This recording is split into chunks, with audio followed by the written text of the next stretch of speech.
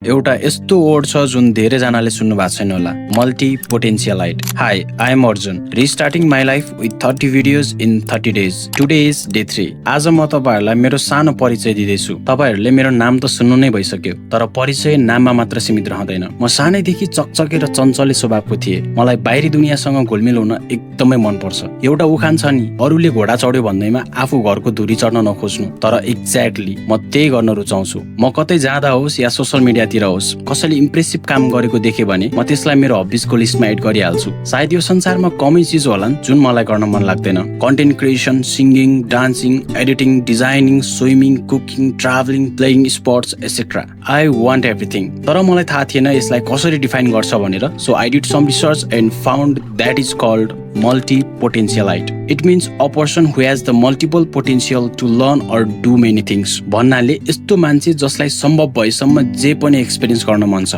For example me हो, यही नै हो मेरो परिचय। एउटा लाइन छ नि, jack of all trades master of none, but often times better than a master of one.